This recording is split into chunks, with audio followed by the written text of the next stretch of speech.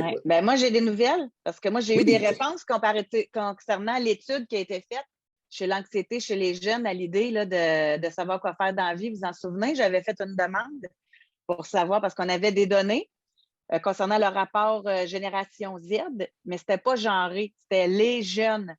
Et là, j'ai eu un retour de courriel concernant la question, est-ce que les filles savent plus ce qu'elles veulent faire que les garçons? Est-ce que les garçons ou les filles, lequel des deux est le plus anxieux? Et au niveau de la motivation scolaire. Fait que c'est les trois items, pas items, mais trois questions où j'ai les genres. Les trois éléments, oui. Éléments, c'est ça. Fait qu'au niveau de la motivation scolaire, c'est égal. Garçon-fille, c'est 6,6 ou 6,8 sur 10. Fait que ça, c'est égal. Au niveau de l'anxiété, au niveau des femmes, assez ou très anxieuses, c'est 51 35 assez, 16 très. Et au niveau des hommes, ben des garçons, là, à cet âge-là, 37 c'est assez ou très anxieux, assez 32 et 5 très. Fait qu'au niveau de l'anxiété, il y a quand même une grande différence. Là. Ouais, on n'est pas surpris. Ben là, 14 de différence. Oui. Mesdames, mesdemoiselles, cachez-vous derrière les gars dans vos études. Je trouve ça inadmissible qu'on cache des faiblesses féminines derrière les garçons. Oui. Puis là, il y a des faiblesses masculines, par contre, là, qui sont cachées derrière les filles. Est-ce que les filles savent plus ce qu'elles veulent faire que les garçons? Oui. C'est exactement 41 et les hommes, 32 Il y a quand même un 10 Oui. Ça fait qu'on a caché les gars au niveau de ce qu'ils veulent faire, puis on a caché les filles au niveau de l'anxiété. Oui, ben c'est cool. OK, c'est correct. Je ne commenterai pas là-dessus. Mais je ne comprends pas pourquoi ils n'ont pas sorti les chiffres tels quels. Ben, c'est parce que l'information juste nous amène à des questions que nous ne nous serions pas posées n'eût été de l'information juste. À quel honneur que les filles, 14 plus anxieuses que les garçons du même âge. Mesdames, messieurs, faites-vous aller. Inné ou acquis, les femmes sont plus anxieuses de nature ou s'ils sont mal élevés, ou les deux. Et puis, tu sais, c'est pas gros, là, 32 des hommes qui savent exactement ce qu'ils veulent faire. Comment ça? Une mauvaise connaissance de soi, comme vous dites? Attends un peu. Oui. Puis, non, je t'oublie pas, là.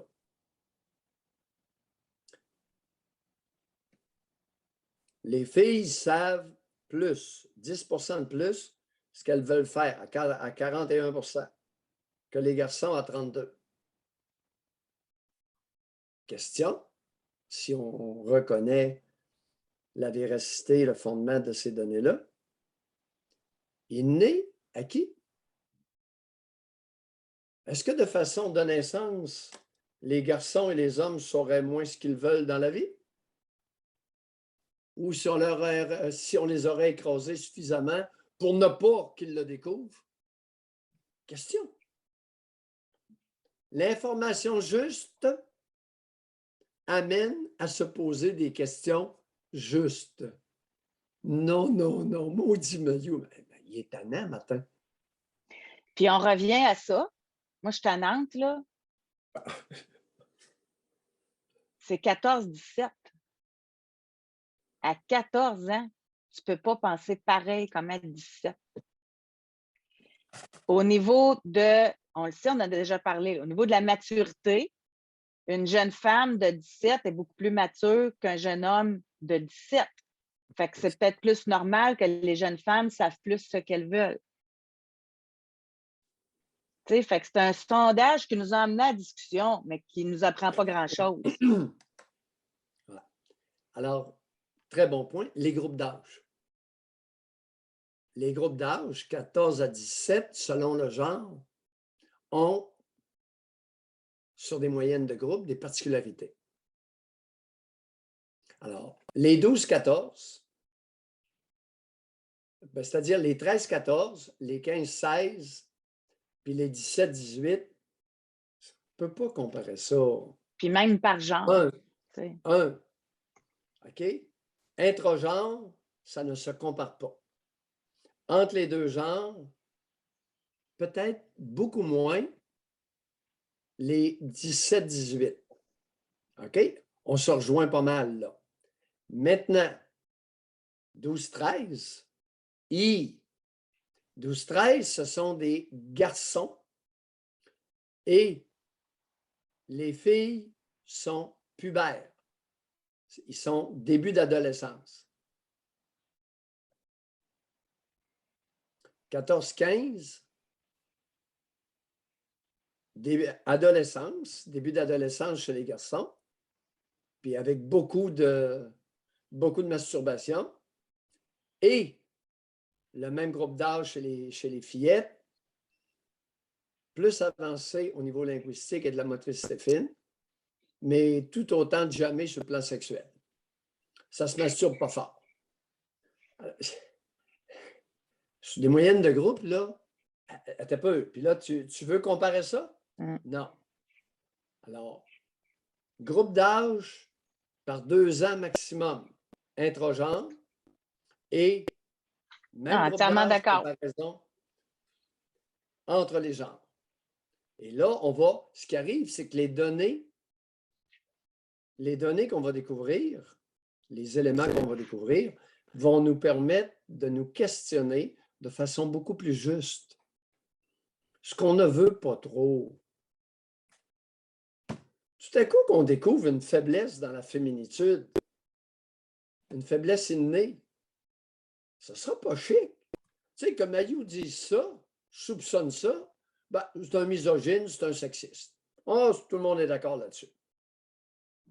Mais tout à coup que c'est vrai, on fait quoi avec ça? Mais ça, c'est une étude, c'est un sondage qui a été fait pour le compte de Academos. Ça, c'est un organisme qui offre du mentorat pour les jeunes qui se demandent quoi faire dans la vie. C'est gratuit. Ça a été payé par Desjardins. Fait que c'est pas universitaire. Fait que je me demande, eux autres, on les a reçus en nombre, là? Puis tout ce qu'ils voulaient, c'était de dire ça. C'était super intéressant, donner des chiffres, mais à tout bout de champ, c'était vous pouvez vous inscrire, puis avoir accès à des mentors. On s'est servi c'est souvent ça. Des études, des sondages, ça sert à susciter l'intérêt, puis en bout de ligne, c'est pour amener du monde à quelque part. Oui. Oui. Oui, oui, oui. Maintenant, un mentor attribué à quelqu'un qui n'en a pas besoin ou qui c'est trop tôt dans son développement. Mayou, il est tannant avec ces questions, je te le dis. Quel est l'impact d'attribuer un mentor à un jeune qui n'est pas suffisamment développé pour rejoindre l'objectif et les résultats escomptés du mentor? Le jeune, ce qu'il fait, c'est qu'admettons qu'il se questionne sur le métier de psychiatre. Admettons que vous êtes inscrit comme mentor. Fait que vous recevez une question du jeune. C'est de cette façon-là. Il n'y a pas des rencontres en personne, il n'y a pas. C'est échange d'informations sur des métiers que les jeunes. Là-dessus, je pense pas que ça peut être bien dangereux, mais je comprends votre point. Là. Puis là où ça peut être dangereux, c'est le père qui va être le mentor de sa fille, là, ou le. Ça arrive. Là. Vous savez, ce matin, je vous ai fait faire un tour d'avion sur le dirigisme psychique. Qui c'est qui va mener? Qui va orienter l'opinion prévalente, l'opinion dominante dans la société? Clara Loiseau, Loïc Tassé, Macacoto, Richard Latendresse. Ils veulent tous nous amener en quelque part.